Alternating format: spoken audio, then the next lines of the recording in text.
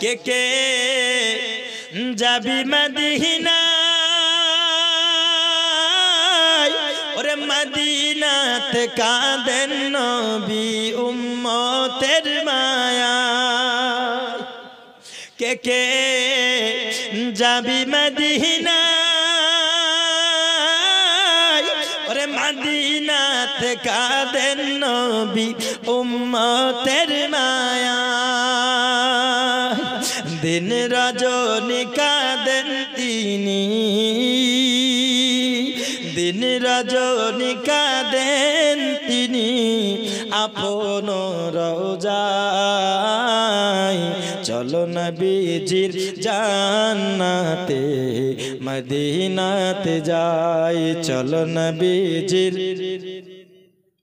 মদিনাতে যাই আমরা সবাই মদিনা যেতে চাই কি চাই না কারা কারা যেতে চাই না হাত তুলুন আবারে মুসলমান বাবাজি আমার ভালো করে বুঝুন দরদি আমার নবীজি যেই নবীর কাছে গেলে কোনদিন খালি হাতে ফিরে নাও হযরত ঈসা রুহুল্লাহ আলাইহিস সালাম বলতেছেন উম্মতেরা রে তোমরা চলে যাও তোমরা মুহাম্মাদের কাছে চলে যাও আমার নবী সঙ্গে সঙ্গে আমাদেরকে দেখার পরে বলতেছেন আনা লাহা এর জন্য আমি রয়েছি যার কাছে গেলাম সবাই বলল আমি নাই আমি নাই আমি পারবো না তোমরা চলে যাও অমুক নবীর কাছে তোমরা চলে যাও অন্য নবীর কাছে কিন্তু এমন একজন ব্যক্তির কাছে আমরা এসেছি যেই নবী তিনি বলেন এর জন্য আমি আছি সবাই মিলে বাবা যখন সবাই শুনতে পেল আমি রয়েছি সকলের মনে একটি তাসাল্লি চলে আসলো সকলের মনে একটি বড় আনন্দ হলো কারণ এতক্ষণ পর্যন্ত যার কাছে গিয়েছিলাম সকলেই বলল অন্যজনের কাছে যাও কিন্তু এমন একজন ব্যক্তির কাছে এসেছি সে কিন্তু বলে আমি তোমাদের জন্য আছি আমি তোমাদের জন্য আছি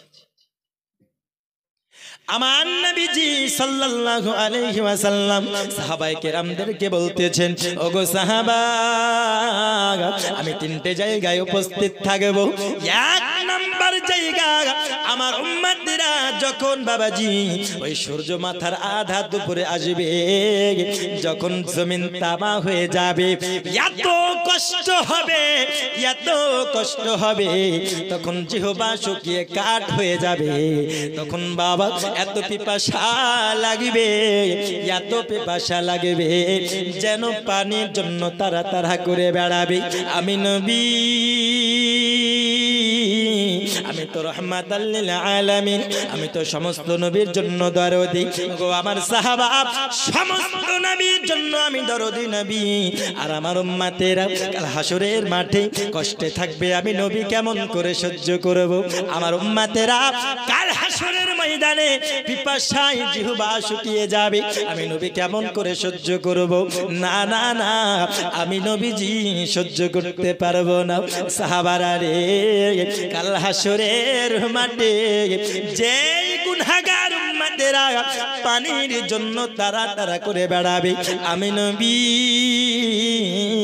তোমরা কি শোনো নাই ইন্না আতাইনা কাল কাউসার আমার আল্লাহ আমাকে কাউসারের মালিক বানিয়েছে ওগো আমার সাহাবা কাল হাসরের ময়দানে আমার উম্মতেরা গুনাহগার উম্মতেরা যখন পিপাসায় জিহ্বা বেরিয়ে যাবে পিপাসায় পিপাসিত থাকবে আমি নবীজি আমার মুহাব্বতের উম্মতদেরকে আমি হাউজে কাউসার পান করাবো যেই কাউসারের পানি একবার যদি কেউ পান করে না আর কোনোদিন জিন্দেগিতে পিপাসা লাগবে না আব্বাজি আমার ওই পিপাসা যেন মেটানোর জন্য আমার নবী বলেন সাহাবারে আমি হাউজে কাউসারের কাছে প্রথম উপস্থিত থাকব কোন জায়গা হাউজে কাউসার এক নম্বর জায়গা কাউসারের মালিক আপনি নবীদের সরদার জোরে বলুন সুবহানাল্লাহ আল্লাহ বলছেন ইন্না আতাইনা কাল কাউসার নিশ্চয় আমি আল্লাহ আমার নবীকে কাউসার প্রদান করেছি জোরে বলুন কাউসার বানিয়েছেন আল্লাহ, কিন্তু মালিক বানিয়েছেন কাকে? রাসূলুল্লাহ। তাহলে ওই কাউসারের পানি পান করার জন্য আমরা যদি নবীকে ভালোবাসি, আমরা যদি নবীকে মুহাব্বত না করি, আমরা যদি নবীর উপরে দরুদ না পড়ি, আমরা যদি নবীকে ভালোবেসে জালসায় এসে না বসি, কাউসারের পানি পান করতে পাবো? জোরে বলুন, পাবো? পাবো না। কাউসারের মালিক আপনি, নবীদের সরদার, রোজ হাসরে পিলাইবেন হাউজে কাউসার নবীজি। আল্লাহ আল্লাহ আল্লাহু লা ইলাহা ইল্লাহু, বলেন আল্লাহ আল্লাহ হু লা ইলাহা। আপনাকে দেখিলে গো নবী, রুমান ব্যাটারি পদবী না নাম, ব্যবসা করে দোকান। রুমান ব্যাটারির ব্যবসায়িক 2000 টাকা দান করেছে। আল্লাহ তিনার দানকে কবুল করুক, বলুন আল্লাহুম্মা আমিন। আপনাকে দেখিলে গো নবী, দোজখ হয় হারাম, স্বপ্ন যুগে দিবেন গো দেখা, হাবিব দো জাহান নবীজি। আল্লাহ আল্লাহ আল্লাহু লা ইলাহা, হুজুরে আল্লাহ আল্লাহ আল্লাহু লা। দরদি সাহাবায়ে কেরামরা জিজ্ঞাসা করতেছে, ওগো নবীজি আপনি কোন জায়গায় উপস্থিত থাকবেন গো নবী? আমার নবী বলতেছে, আমার গুনাহগার উম্মতদেরকে আমি পিপাসা মেটানোর জন্য, পিপাসা নিবারণের জন্য আমি হাউজে কাউসারের কাছে থাকব। বাবারে আমার নবীজি হাউজে কাউসারের পানি মুহাব্বতের উম্মতদেরকে পান করাবে। ওই নবীর হাউজে কাউসার যদি আমরা পান করতে চাই দরদি, ওই নবীকে ভালোবাসতে হবে, ওই নবীকে মুহাব্বত করতে হবে, ওই নবীকে প্যার করতে হবে। আর আমরা যদি ওই নবীকে ভালো না বাসি, ওই নবীকে মুহাব্বত না করি, যারা বলবে নবী আমার মতো মানুষ, যারা বলবে নবী আমার মতো সাধারণ মানুষ, আর তুমি যদি সাধারণ মানুষ হও রে বাবা, আমার নবীকে তোমার সঙ্গে যদি কম্পেয়ার করো, আমার নবীর হাউজে কাউসারের পানি তোমার জন্য জুটবে না।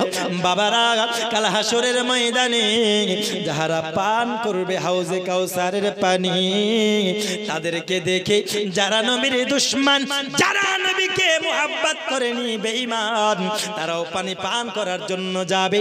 আর যখন পানি পান করার জন্য যাবে বাবা, ফেরেশতা মণ্ডলীরা তাদেরকে যেন চাবুকের আঘাত করে দূর দূর করে তাড়িয়ে দেবে। একজন বেনামে মহিলা স্বামীর নামে 400 টাকা দান করেছেন, আল্লাহ তিনার দানকে কবুল করুন। যারা নবীকে ভালোবাসবে না, তারা কাল হাউজে কাউসারের পানি পান করার পরে কি হবে জানেন? লিওয়াউল হাম, প্রশংসার যে পতাকা, রাসূলের হাতে যে পতাকা থাকবে না, হাম, লিওয়াউল হাম, যেই প্রশংসার পতাকা,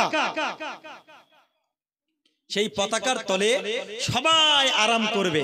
কারণ সূর্য যেখানে থাকবে, এত মাথার আধা উপরে তাপ লাগবে না? তাপ লাগবে কি লাগবে না? অবশ্যই লাগবে। সেই সময় কি হবে? রাসূল সাল্লাল্লাহু আলাইহি ওয়াসাল্লাম আমার লিওয়াউল হাম পতাকা ধরে থাকবে, আর সেই পতাকার নিচে আমরা কিন্তু আরাম করব। যারা আজকে নবীর আগমন দিবসে পতাকা উত্তোলন করাকে বেদাত বলবে, আজকে যারা নবীর আগমনকে যারা পতাকা উত্তোলন করাকে বেদাত বলবে, কাল হাসরের মাঠে তারা ওই পতাকার নিচে জায়গা পাবে না। পাবে? পাবে না। এই পতাকা যদি উত্তোলন করা বেদাত হয়, তাহলে হামদের পতাকা তোমার জন্য বেদাত হয়ে যাবে। হবে না? বেদাত হয়ে যাবে। দরদি গো, ওই আমার নবীজি বলতেছেন, হাউজে কাউসারের পানি পান করানোর পরে আমি নবীজি তাদেরকে পতাকার নিচে ঠাই দেব। সাহাবায়ে কেরামরা জিজ্ঞাসা করতেছেন, ওগো নবী, আপনি নবীকে আমরা যখন হাউজে কাউসারের কাছে যাব, যাওয়ার পরে আপনি নবীকে যখন পাবো না, ওগো নবীজি আমরা তখন কোথায় যাব? নবী তো প্রথমেই বলেছে তিনটে জায়গায় উপস্থিত থাকবো, তাই না? কয়টা জায়গায়? তিনটে জায়গায়। তো প্রথম হলো হাউজে কাউসার, এখনো দুটো জায়গা বাকি আছে। ওই জায়গায় যদি আমরা না পাই তাহলে আমরা কোথায় যাব? সাহাবায়ে কেরামগণ নবীকে জিজ্ঞেস করছেন। নবী তখন বলছেন আরো দুটো জায়গা বাকি আছে, ওই জায়গায় গেলে তোমরা আমাকে পেয়ে যাবে। কোন জায়গা? আমার নবীজি যেই হাউজে কাউসারের মালিক তিনাকে বানিয়েছেন। আজকে যদি আমরা নবীকে ভালো না বাসি, মোহাব্বত না করি, আজকে যদি আমরা নবীর শান কমাতে থাকি, আজকে আমরা যদি নবীর মান ইজ্জত কমাতে থাকি, আজকে নবীকে আমাদের মতো যদি বলি, তাহলে নবী আমাদের মতো সাধারণ মানুষ হয়ে গেল। আর তুমি হলো গুনাহগার, তুমি গুনাহ করবে, তুমি পাপ করবে, তুমি বলতেছো নবী আমার মতো। তাহলে তোমার নবীকে কেমন করে ভালোবাসলে, তুমি নবীকে কেমন করে মোহাব্বত করলে? গো আমার দরদি, যেই নবীর তুলনা কারো সাথে হবে না, ওই নবীকে তুমি নিজের সঙ্গে তুলনা করতেছো। তোমার চেহারা কালো কুচ্ছিত, দেখলে আর খেকো রুছে না। আর নবীর নূরের নূরান্বিত এত নূরের চেহারা, যেই চেহারা দেখে হালিমা তিনি যেন ওই চেহারার প্রেমে পড়ে যায়। জোরে বলুন সুবহানাল্লাহ। তাই কবি বলছেন ভালোবাসতে হবে যদি হাউজে কাউসার তোমাকে পান করতে হয়। আমরা হাউজে কাউসারের কাছে যদি নবীকে না আমরা পাই, তাহলে কোথায় যাব? ওগো নবীজি, আমরা যদি আপনার এখানে না পাই, তবে আমরা কোথায় যাব গো নবীজি? ওরে আমার গোসাইপুর গ্রামে আমার যুবক, আমরা সবাই কাল হাসরের ময়দানে, মাহশরের প্রান্তরে ওই নবীকে আমরা সবাই পেতে চাই কি চাই না? আমরা যদি সবাই পেতে চাই, তাহলে যেই জায়গায় আমার নবী উপস্থিত থাকবেন, ওই জায়গার নাম আমরা জানতে চাই কি চাই না? তাহলে এক নাম্বার জায়গার নাম হলো হাউজে কাউসার।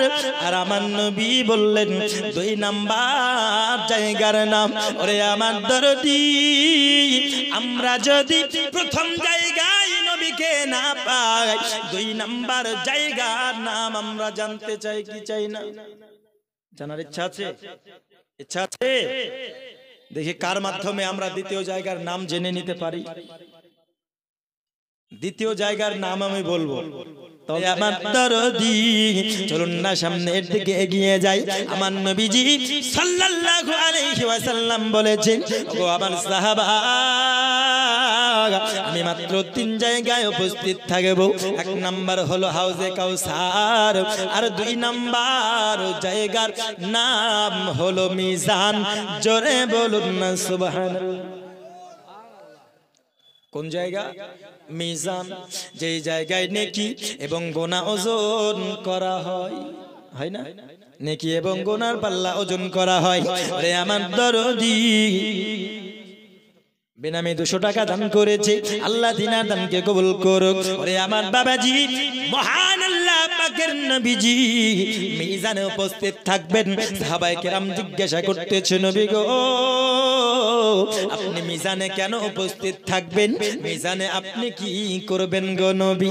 সঙ্গে সঙ্গে আমার নবী বলতেছে, এ আমার সাহাবী, আমার গুনাহগার উম্মতেদের গুনার পাল্লা যখন ভারী হয়ে যাবে উম্মত, আমি নবীজি যখন গুনার পাল্লা ভারী হয়ে যাবে, ফেরেশতারা ধরে ধরে জাহান্নামে নিয়ে যাবে, আমি নবী ওই জায়গায় আমি নবীজি তার সঙ্গে দেখা করব। সুবহানাল্লাহ বলুন। আমার গুনাহগার উম্মতকে যখন গুনার পাল্লা ভারী হয়ে যাবে, তখন ফেরেশতারা টানতে টানতে কোথায় নিয়ে যাবে? জাহান্নামে। জাহান্নামে যখন যাবে, আমি নবীজি আমি তখন বলবো, ওগো আমার ফেরেশতা, ওগো আল্লাহর ফেরেশতা মণ্ডলী, আমার গুনাহগার উম্মতকে তুমি কোথায় নিয়ে যাও? ফেরেশতারা বলবেন, নবী গো, ও নবীজি, আপনার উম্মতেরা আজকে নেকি করে নাই, গুনাহের কাজ বেশি করেছে, নেকির পাল্লা হালকা হয় আর গুনার পাল্লা ভারী হয়ে গেছে। নবী গো, যার জন্য আল্লাহর হুকুম হয়ে গেছে, তাকে জাহান্নামে নিয়ে যাব। আমার নবী বলতেছেন সাহাবা, এই জন্য আমি ওই মিজানে উপস্থিত থাকব। ওই সময় যখন জাহান্নামের দিকে নিয়ে যাবে আমার গুনাহগার উম্মতদেরকে, সঙ্গে সঙ্গে আমি নবী বলবো আবারও আমার উম্মতের নেকি এবং গুনাহ ওজন করা হোক। আবার নেকির এবং গুনার পাল্লা ওজন করা হোক। এইবার যখন ওজন করবে, মোজাম্মেল গোসাইপুর আর তহুর শেখ 1 বস্তা করে সিমেন্ট দান করেছেন। তখন নবী আমার বলবেন আবারও নেকি এবং গুনার পাল্লা ওজন করো। তো যখন ওজন করা হবে, প্রথমে হয়েছিল গুনার পাল্লা ভারী। আমার নবীজি সাল্লাল্লাহু আলাইহি ওয়াসাল্লাম সঙ্গে সঙ্গে একটা কাগজে তিনার নামটি লিখে ওই নেকির পাল্লা যখন দেবে বাবা, সঙ্গে সঙ্গে নেকির পাল্লা ভারী হয়ে যাবে। ওরে আল্লাহ যেদিন কাজী হবে,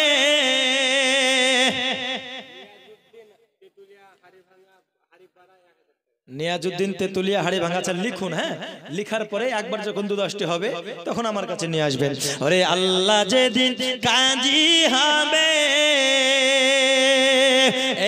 নেকি বদি ওজন করবে, নেকি যাবে নেকের পথে, বদি হবে ছাই। জোরে বলুন সুবহানাল্লাহ। বদি ছাই হয়ে যাবে, গুনাহ একদম মিশে যাবে। কখন? আমার নবীজি যখন তিনার নাম মোবারকটি লেখার পরে যখন তিনি নেকির পাল্লাই দেবে, সঙ্গে সঙ্গে ভারী হয়ে যাবে।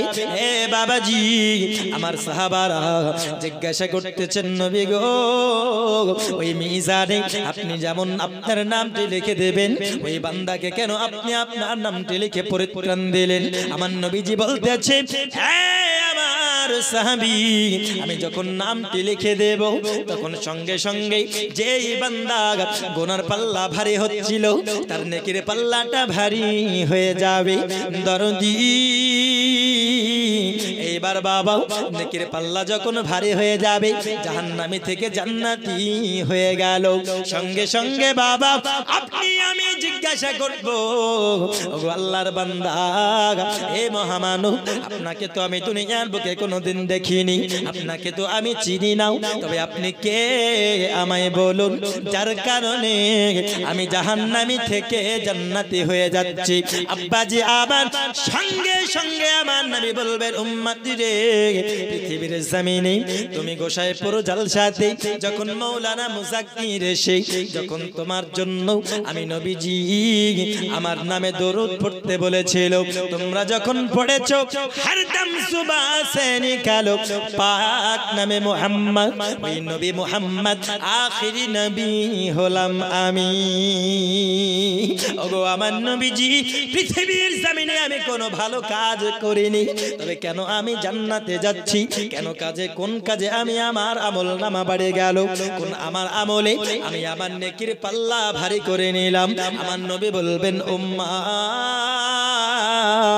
তোমার কোনো আমল ছিল না, তোমার নেকির পাল্লা হালকা ছিল, তোমার গুনার পাল্লা ভারী ছিল।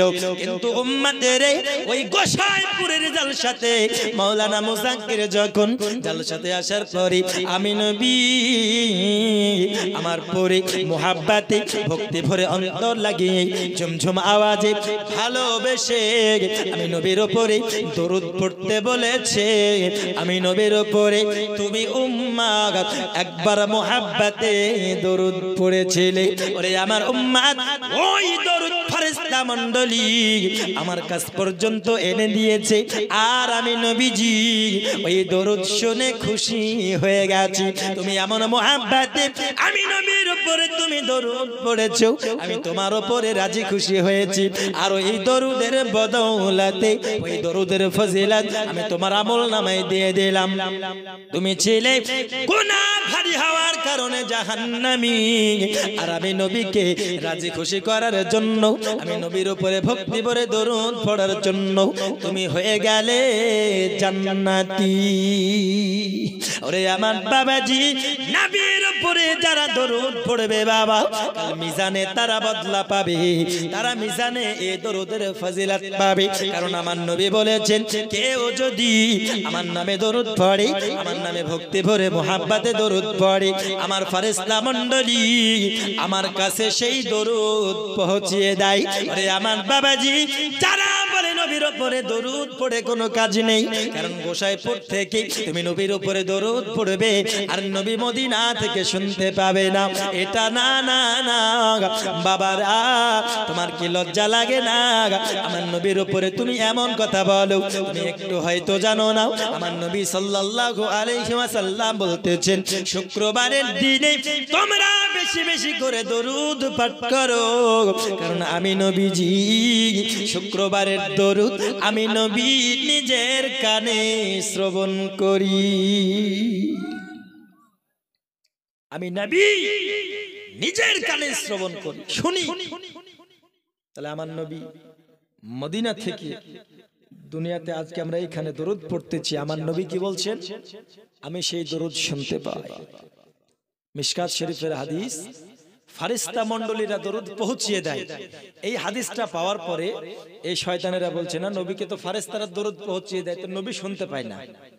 কিন্তু নবী আবার বলছেন শুক্রবারের দিনে তোমরা বেশি বেশি করে দরুদ পড়ো। কেন? শুক্রবার এমন একটি দিন যেই দিনে তোমরা যদি মুহাব্বতে আমি নবীর প্রতি দরুদ পড়ো, এই জন্য তোমরা পড়ো, কারণ সেই দিনের দরুদ আমি নবী নিজের কানেই শ্রবণ করি। জোরে বলুন সুবহানাল্লাহ। আর এই দরুদ একবার যদি আমার নবীর দরবারে কবুল হয়ে যায়, মিজানে এই দরুদের বদৌলত, এই দরুদের ফজিলত, এই দরুদের বরকত আমার নবী ওই মিজানে নেকির পাল্লায় দিয়ে দেবেন। আর নেকির পাল্লায় দেওয়ার কারণে নেকির পাল্লা ভারী হয়ে আমরা জান্নাতি হয়ে যাব। দরুদ বলুন সুবহানাল্লাহ। তাহলে আমরা নবীর উপরে দরুদ পড়তে চাই কি চাই না? ধরে বলুন চাই কি চাই না? একবার মোহাব্বতে নবীর প্রতি দরুদ পড়ুন। আল্লাহুম্মা সাল্লি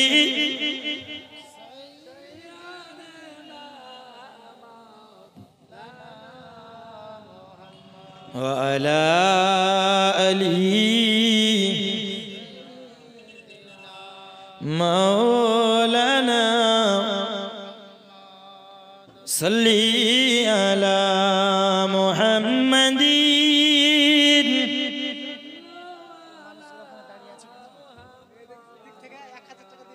হরদম জবান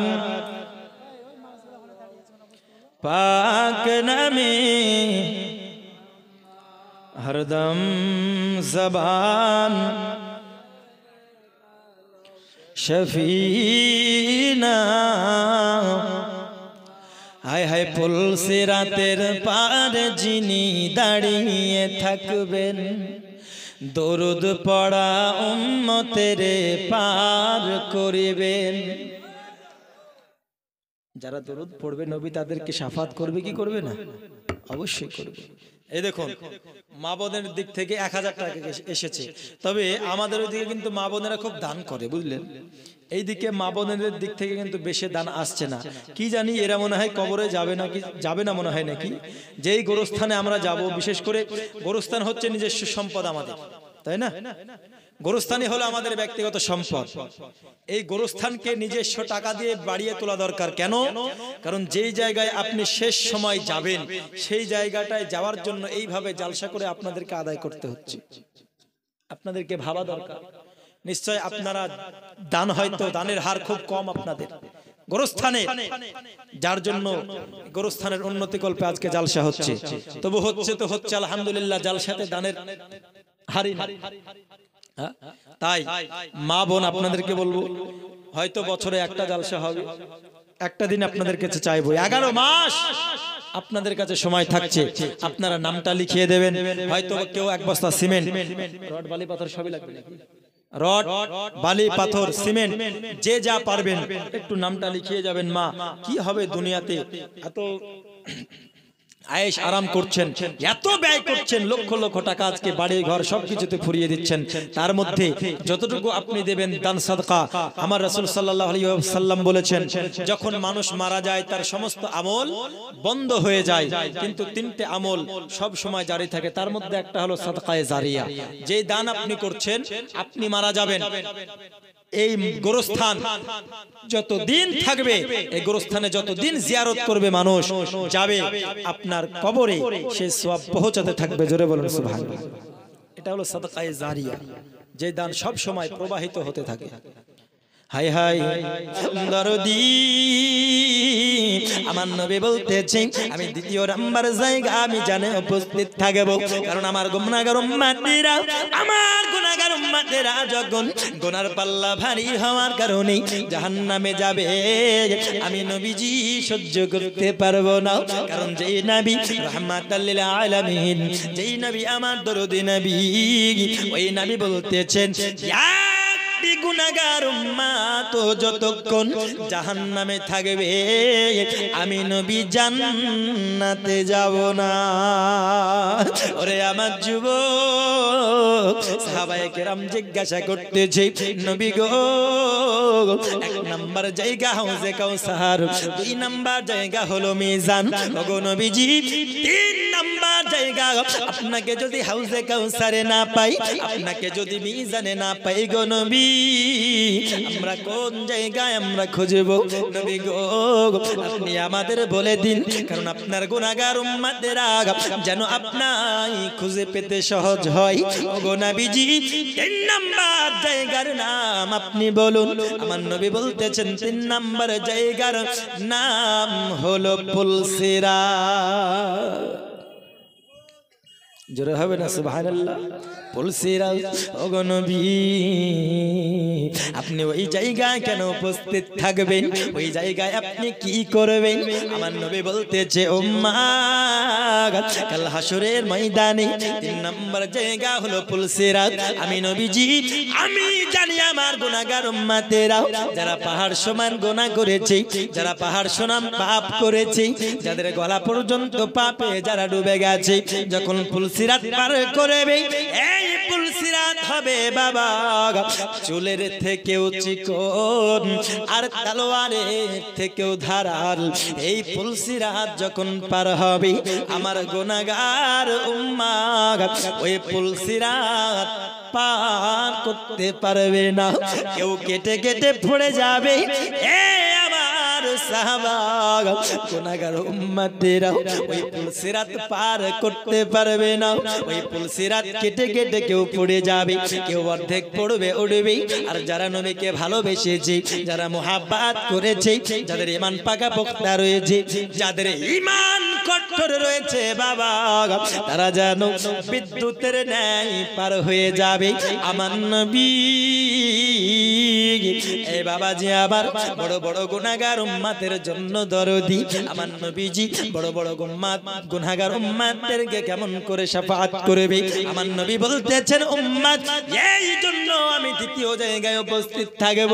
আমার গুনাহগার উম্মতেরা যখন পুলসিরাত পার হবে, আমি নবী, আমি সঙ্গে সঙ্গে আল্লাহর কাছে সিজদায় পড়ে যাব, আর আমার গুনাহগার উম্মতকে আমার হাওয়ালায় করে নেব। আমি নবীজি আল্লাহর কাছে সিজদায় পড়ার পরে আমি আল্লাহকে বলবো, আল্লাহ, তুমি আমার গুনাহগার উম্মতকে আমার হাওয়ালায় করে দাও। ইয়া রাব্বি হাবলি উম্মতি, ও আল্লাহ, তুমি আমার গুনাহগার উম্মতকে তুমি আমার হাওয়ালায় করে দাও, আমার হাওয়ালায় করে দাও। যদি আমি নবী, তুমি আমার হাওয়ালায় করে দাও, আমি আমার গুনাহগার উম্মতদেরকে লইয়া জান্নাতে যাব। আমার নবী বলতেছে, উম্মতিরে, আমি আল্লাহর কাছে সিজদায় পড়ব, সঙ্গে সঙ্গে বলবেন, ওগো হাবিব, আপনি যাতে রাজি, আমি আল্লাহ তাতেই রাজি।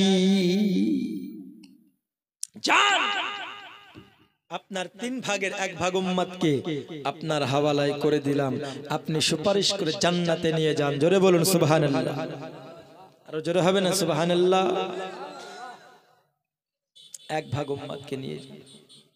কথা বুঝুন, এক ভাগের মধ্যে যদি আমরা না পড়ি কি হবে আমাদের অবস্থা? মনে দুঃখ হবে নাকি? দুঃখ হবে, কিন্তু দুঃখের যে দুঃখ যে হবে আপনাদেরকে দেখে তো মনে হয় না। কাল হাসরের কথা আপনাদের একটু মনে হয়? কাল কিয়ামতের কথা আপনাদের একটু মনে হয়? যে আমাদেরকে মরতে হবে। রাসূল যে 3 জায়গায় থাকবে আমরা জানছি, কিন্তু ওই জায়গায় যদি আমরা রাসূল যে হাউজে কাউসারের পানি পান করাবেন, ওই কাউসারের পানি যদি আমাদের কিসমতে না হয়, ওই মিজান, যেই মিজানে নেকির পাল্লাতে রাসূল তিনার নামটি লিখে দেবেন, ওই মিজানে যদি আমাদের মিজানে যদি রাসূল নাম লিখে না দেন, রাসূল সাল্লাল্লাহু আলাইহি ওয়াসাল্লাম সিজদায় পড়লেন, আল্লাহ কি বললেন? 3 ভাগের 1 ভাগ মাফ করে দিলাম, তুমি নিয়ে জান্নাতে চলে যাও। আমরা যদি 3 ভাগের মধ্যে 1 ভাগের মধ্যে না পড়ি কি অবস্থা হবে? মনে বড় দুঃখ হবে, তাই না? কিন্তু আল্লাহর নবী তিনি বাবা সেজদা থেকে তবুও মাথা উঠাবে না। আমার নবী বলবেন, আল্লাহ পাক আমার এখনো অনেক গুনাহগার উম্মতেরাও আজকে জাহান্নামের পথে রয়েছে। আজকে অনেক গুনাহগার উম্মতেরাও যারা হয়তো আমি নবী সুপারিশ না করলে জাহান্নামে চলে যাবে। ওগো নবী, তবে বলুন না আমি আপনার জন্য কি করতে পারি? আমার আল্লাহ বলেন, আমার নবী বলেন, আল্লাহ এ রব্বুল আলামিন মাওলা, তুমি আমার গুনাহগার উম্মতকে তুমি আমার হাওয়ালাই করে দাও। 3 ভাগের 1 ভাগ এমত অবস্থায় বাবা 3 ভাগের 1 ভাগ গুনাহগার উম্মতকে মাফ করে দিল, তবুও নবী মাথা উঠালো না। আমার নবী বলবেন, গো রব্বুল আলামিন, আমি যতক্ষণ পর্যন্ত মাথা উঠাবো না, যতক্ষণ পর্যন্ত তুমি সমস্ত উম্মতকে আমার হাওয়ালাই না করে দাও। দরদি সঙ্গে সঙ্গে আমার আল্লাহ বলবেন, হাবিব আপনি মাথা ওঠান গো নবী, কারণ আমি আল্লাহ ওয়াদা করেছি ততক্ষণ পর্যন্ত আমি আল্লাহ আপনাই দেব যতক্ষণ না আপনি রাজি হয়ে যাবেন। ও গো নবীজি, আপনি মাথা তুলুন গো নবী, জান জান জান, আমি 3 ভাগের 2 ভাগ উম্মতকে ক্ষমা করে দিলাম, আপনি তাদেরকে লইয়া জান্নাতে চলে যান। ওগো আমার বাবাজি, আমার নবীজি সাল্লাল্লাহু আলাইহি ওয়াসাল্লাম তখনও মাথা তুলবে না, আবার আল্লাহর কাছে আরজ করবেন, মাবুদ আমার অনেক গুনাহগার এখনো রয়েছে, আমার অনেক গুনাহগার এখনো রয়েছে। বাজি আবার কতক্ষণ পর্যন্ত আমার নবীজি জান্নাতে যাবে না, ততক্ষণ পর্যন্ত সিজদা থেকে মাথা উঠাবে না, যতক্ষণ পর্যন্ত না সমস্ত গুনাহগার উম্মত ঈমানদার উম্মতকে আমার নবী জান্নাতি না বানিয়ে দেয়, ততক্ষণ পর্যন্ত মাথা উঠাবে না। তাহলে আমার নবীর সুপারিশ আমরা কাল হাসরের ময়দানে পেতে চাই কি চাই না? কথা বলুন না, পেতে চাই তো নাকি? আমরা নবীর সুপারিশ পেতে চাই। আমরা কত আশা রাখি নবীর শাফাত আমরা নসিব করব, কিন্তু বাবাজি নবী তো শাফাতের মালিক, নবী গুনাহ বখশে নেওয়ার মালিক। এ বাবাজি, কিন্তু বাবা ওই নবীর কাছ থেকে আমরা যদি শাফাত পেতে হয়, ওই নবীকে মুহাব্বত করা দরকার আছে, ওই নবীকে ভালোবাসার দরকার আছে, ওই নবীকে আপনার নবীর প্রতি সঠিক আকীদা রাখার দরকার আছে। আব্বাজি আবার ওই নবীর শাফাত আমরা নসিব করব, ওই নবীর শাফাত আমরা নেব।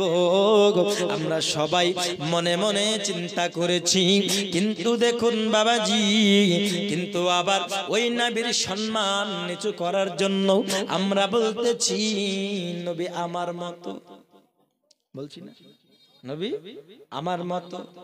কেন?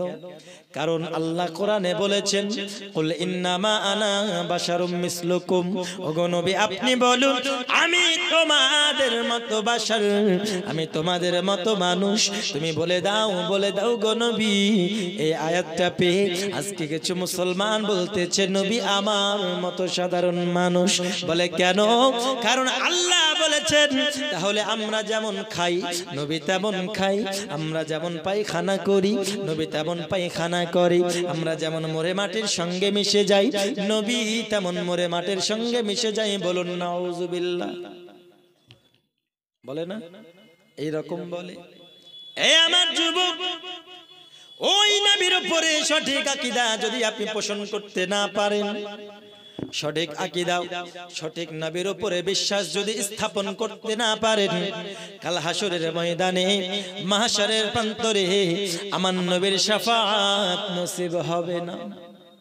আমি আপনাদেরকে বলি, যারা এই আয়াতের ব্যাখ্যা করে, কুল ইন্নামা আনা বাশারুম মিসলুকুম, হে নবী আপনি বলে দিন আমি তোমাদের মতো বাশার, তোমাদের মতো মানুষ। আমি তাদেরকে বলবো, তাদের ইলম কালাম নাই, তারা ইলম কালাম শিখে নাও। পড়াশোনা না জেনে আজকে মোবাইল হুজুর হয়েছে, মোবাইল থেকে নেট দেখে বুখারী পড়েছে, নেট দেখে তারা বাংলা হাদিস পড়ার পরে আজকে কোরআনের তরজমা করতেছে। কুল ইন্নামা আনা বাশারুম মিসলুকুম, ওগো নবী বলুন আমি আপনাদের মতো বাশার। এই আয়াতের তরজমা শুনে বলে দিচ্ছে নবী আমাদের মতো মনে, নবী আমারাই সব। বলছে না? বলছে কেন? কারণ এ হচ্ছে হুজুর, মোবাইল হুজুর, বুঝলেন? এ হচ্ছে মোবাইল হুজুর। আচ্ছা বলুন, মুক্তা চিনেন? মুক্তা, মুক্তা চিনেন? মুক্তার দাম অনেক, তাই না? মুক্তার প্রচুর দাম, ডিমান্ড। কেন? কারণ এই মুক্তাকে সাধারণ স্বর্ণকারের দোকানে পাওয়া যাবে? পাওয়া যাবে? পাওয়া যাবে না। এই জন্য তার ডিমান্ড। কারণ একে হাজার হাজার ফিট তল থেকে সংগ্রহ করতে হয়, সমুদ্রের তলে সংগ্রহ করার জন্য যেতে হয়। যেতে হয় না? সমুদ্রের তলে হাজার হাজার ফিট তলে যেতে হয়। আচ্ছা বলুন, আপনি যদি নাকটা ধরে বিসমিল্লাহ বলে ডুব দেন, ডুব দিয়ে আপনি যদি মুক্তা আনবো মনে করেন, যেতে পারবেন? কথা বলুন না, যেতে পারবেন? যেতে পারবেন না।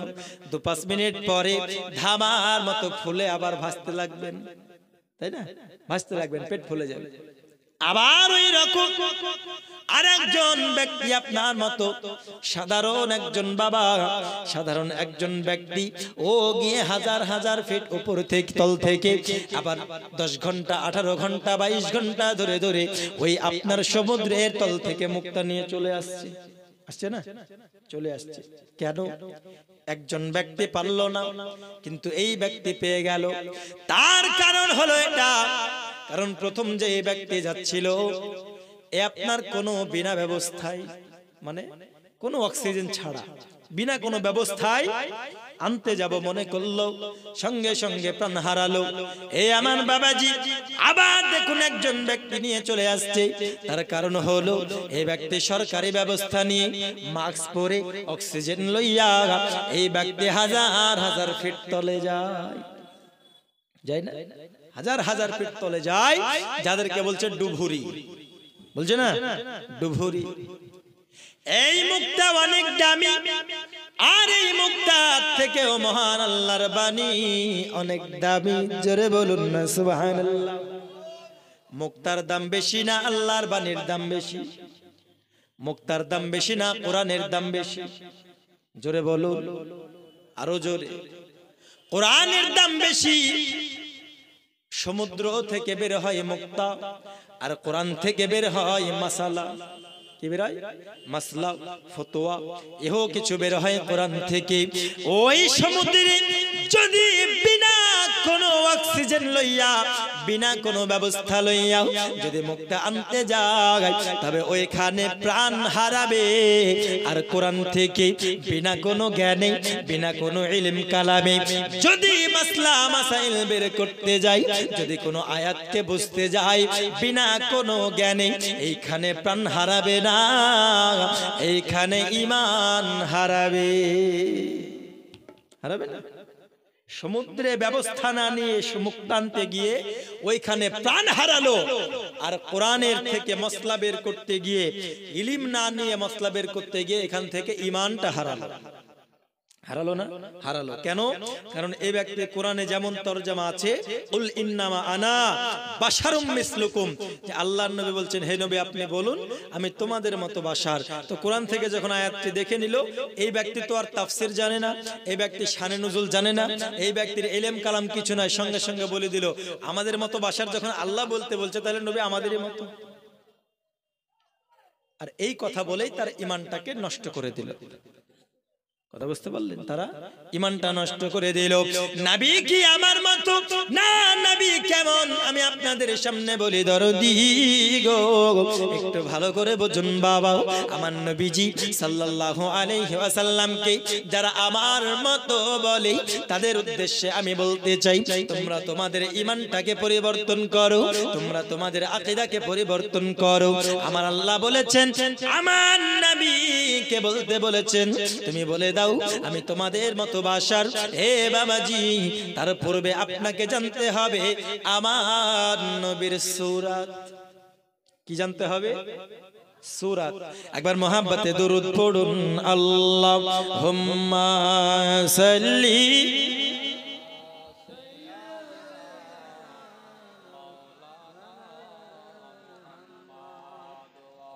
ওয়া আলা আলিহি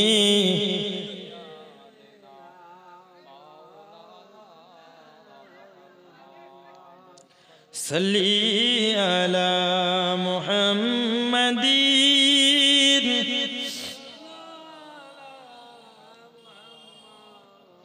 हरदम ज़बान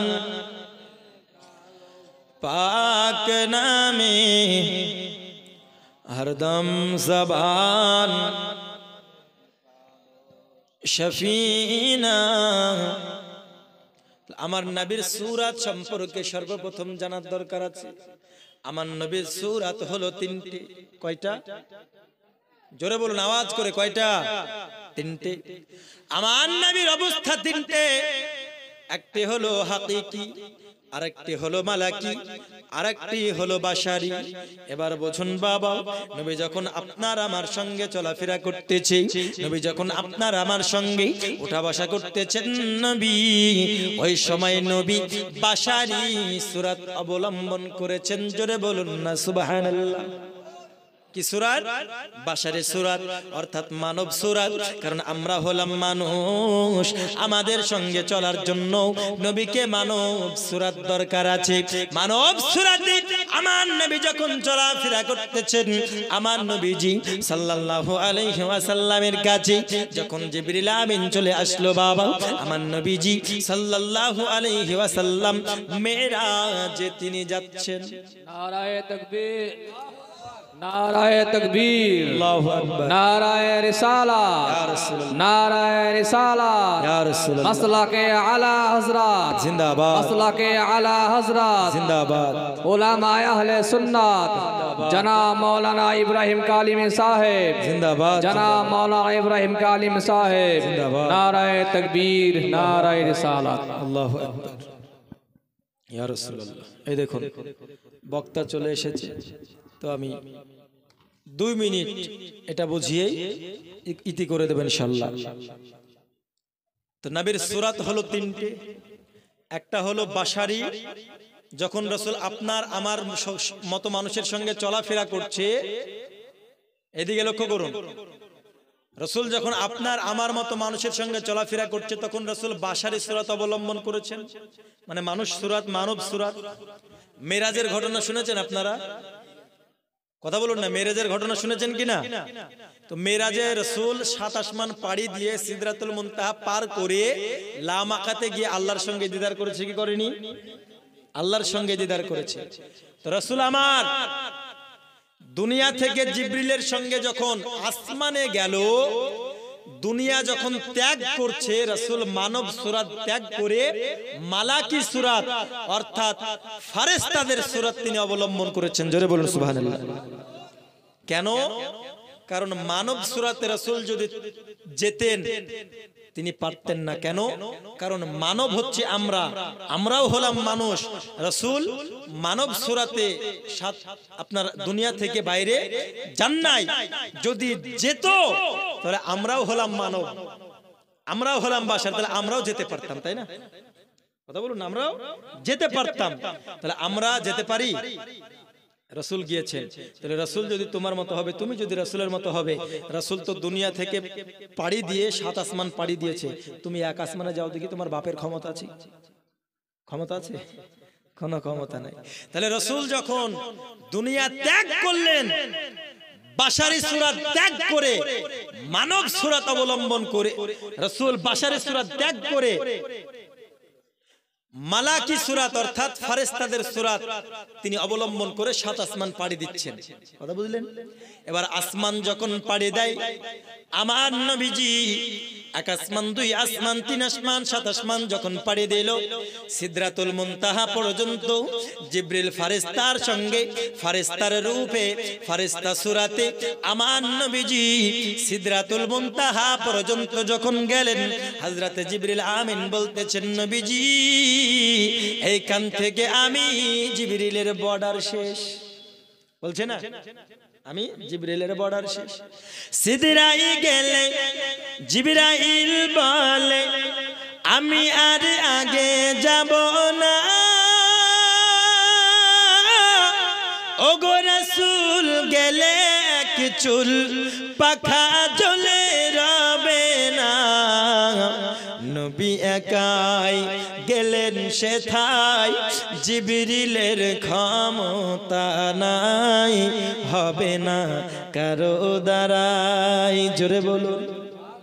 তাহলে জিবরিলের রূপ ধরে, ফেরেশতাদের রূপ ধরে মালাকি সূরাত অবলম্বন করে আমার নবী সিদরাতুল মুনতাহা পর্যন্ত গেলেন। দেখুন, ফেরেশতার রূপ ধরে আমার নবী যখন সিদরাতুল মুনতাহা পর্যন্ত গেলেন, ওইখান থেকে ফেরেশতার জিবরিলের আমিনের আর যাওয়া ক্ষমতা নাই, অর্থাৎ এখান থেকে আমার নবী মালাকি সূরাত অবলম্বন করে কিন্তু আর যেতে পারবে না। পারবে? আর যেতে পারবে না। কেন? কারণ যে ফেরেশতাদের সর্দার জিবরিল ও যেখানে যেতে পারছে না, তাহলে নবী ওই ফেরেশতা সূরাত অবলম্বন করে যেতে পারবে না। যার জন্য 7 আসমানের পরে সিদরাতুল মুনতাহা থেকে আমার নবী মালাকি সূরাত ত্যাগ করে হাকিকি সূরাত অবলম্বন করলেন, এবং তিনি সিদরাতুল মুনতাহা পাড়ি দিয়ে লামাকায় গিয়ে আল্লাহর সঙ্গে দিদার করলেন। আর হাকিকি সূরাত হলো সেটা যেটাই রাসূল এবং আল্লাহ এই দুইয়ের মধ্যে আর তৃতীয় কেউ থাকবে না। জোরে বলুন সুবহানাল্লাহ।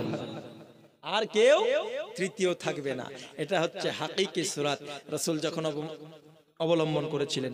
আপনার আমার মতো সূরাত অবলম্বন করে আল্লাহর সঙ্গে রাসূল দেখা করেন নাই, ফেরেশতাদের সূরাত অবলম্বন করে আল্লাহর সঙ্গে রাসূল দেখা করেন নাই, হাকিকি সূরাত অবলম্বন করে রাসূল আল্লাহর সঙ্গে দিদার করেছেন।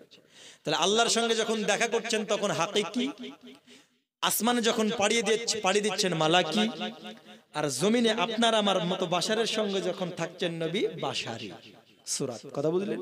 তাহলে রাসূল আমার বাশারি সূরাতে থাকা অবস্থাতে চাঁদকে দুটুকরো করেছে কি করে নাই? সূর্যকে উদিত করেছে কি করে নাই? করেছে। তো রাসূল যখন বাশারি সূরাত মানব সূরাতে থাকার পরে তিনি মুজিজা দেখালেন, আশ্চর্য অলৌকিক ঘটনা দেখালেন, তখন যারা দেবদেবীর পূজা করত, অগ্নি পূজা করত, মূর্তি পূজা করত, তারা কি ভাবতো জানেন? যে কোনো ব্যক্তি যদি আশ্চর্য কিছু দেখিয়ে দিত, তাকে বলতো আমাদের খোদা, তাকে বলতো আমাদের প্রতিপালক, আমাদের মাবুদ। তো আল্লাহ পাক ওই সময় আয়াত নাজিল করে দিলেন, হে মুহাম্মদ, ইয়া রাসূলুল্লাহ, কেউ যেন আপনাকে খোদা না মনে করে, কেউ যেন আপনাকে প্রতিপালক না মনে করে, কেউ যেন আপনাকে জাদুকর না মনে করে, যার জন্য আপনি বলে দিন ইন্নামা আনা বাশারুম মিসলুকুম, হে নবী আপনি বলুন আমি তোমাদের মতো বাশার। কথা বুঝলেন? এই জন্য আল্লাহ এই আয়াত নাজিল করেছেন। এর মানে এটা নয় যে রাসূলের যে 3টে সূরাত আছে 3 অবস্থাতেই রাসূল আমার মতো নয়। রাসূল যখন আমাদের সঙ্গে মানব সূরাতে আছেন, ওই সময় রাসূল বাশার। কথা বুঝতে পারলেন? ওই সময় রাসূল আমার বাশার। প্রত্যেকটা অবস্থাকে তুমি রাসূল আমার মতো বলে দেবে, তাহলে তুমি কেন আল্লাহর সঙ্গে দিদার করতে পারছো না? তুমি কেন 7 আসমান যেতে পারছো না? তুমি কেন মুজিজা দেখাতে পারছো না? নয়, রাসূল কখনো আমাদের মতো নয়। কথা ভালো করে বুঝতে হবে বাবা। আজকে যারা মোবাইল হুজুর হয়েছে, তারা সব অবস্থাকে রাসূল আমাদের মতো বলে দিচ্ছে। এই সব হুজুরদের কাছ থেকে দূরে থাকবেন। কথা বুঝতে পেরেছেন? এইসব হুজুরদের কাছ থেকে দূর থাকবেন। কেন? কারণ রাসূল সাল্লাল্লাহু আলাইহি ওয়াসাল্লাম এও বলেছেন, মানুষ এত ইবাদত করবে, এত আমল করবে, তার জান্নাতের সঙ্গে পার্থক্য থাকবে মাত্র আধা। কয় হাত? আধা। কিন্তু মৃত্যুর সময় এমন কাজ করবে, মরেই জাহান্নামে চলে যাবে। হচ্ছেও তাই, এত আমল করছে, এত আমল করছে। আজকে দেখুন রাসূলের প্রতি সালাতু সালাম, রাসূলের পরে দরুদ সালাম, রাসূল নূর, রাসূল হাজির নাজির, বাপ দাদা রাসূলের যুগ থেকে ইমাম আবু হানিফা থেকে শুরু করে হয়েই আসছে, তারা ইবাদত করেই আসছে। আজকে হঠাৎ কি হচ্ছে, এই মোবাইল পাওয়ার পরে কি বলে দিল, হঠাৎ মোবাইল থেকে তরজমা পড়ে বলে দিল নবী আমার মতো। ইমানটা নষ্ট হলো, কি হলো? ইমান নষ্ট হয়ে গেল। তাই এইসব হুজুরদের কাছ থেকে দূরে থাকবেন। আল্লাহ পাক আল্লাহ তাআলা আমাদের সকলকে সঠিক বোঝার তৌফিক দান করুক। আমি যেটা আয়াতে কারিমা তেলাওয়াত করেছি, কুল ইন কুনতুম তুহিব্বুনাল্লাহা ফাত্তাবিউনি ইউহিব্বুকুমুল্লাহ ওয়া ইয়াগফির লাকুম যুনুবাকুম আল্লাহু গফুরুর রহিম। আমার আল্লাহ বলেন, হাবিব আপনি বলে দিন, কেউ যদি আমি আল্লাহর ইত্তেবা করতে চাই, আমি আল্লাহকে ভালোবাসতে চাই, সে যেন আপনি নবীকে ভালোবাসে, আপনার নবী, আপনি নবীর ইত্তেবা করে। যদি আপনি নবীর ইত্তেবা করে, আমি আল্লাহ তার হয়ে যাব, আর আমি আল্লাহ তার জন্য হয়ে যাব ক্ষমাশীল। জোরে বলুন সুবহানাল্লাহ। আল্লাহ পাক আল্লাহ তাআলা আমাদের সকলকে আল্লাহকে পাওয়ার জন্য রাসূলকে ভালোবাসা দরকার আছে না? হাসরের ময়দানে আমরা আল্লাহকে খুঁজবো, কিন্তু আল্লাহকে আমরা সরাসরি পাবো না। তাহলে কি করতে হবে? আমাদেরকে রাসূলকে খুঁজতে হবে। আর রাসূল থাকবেন তিনটে জায়গায়। একটি হলো হাউজে কাউসার, দুটা হলো মিজান, 3 নম্বর হলো পুল সিরাত। এই তিনটে জায়গায় আমার রাসূল সাল্লাল্লাহু আলাইহি ওয়াসাল্লাম থাকবেন। এই তিনটে জায়গাকে আমরা যেন ভালোভাবে বুঝে নিই এবং ঈমানি হালাতে ইন্তেকাল করে হাসরের ময়দানে ওই তিনটে জায়গায় আল্লাহ পাক আল্লাহ তাআলা রাসূলের দিদার নসিব করাক। সকলে বলি আল্লাহুম্মা আমিন।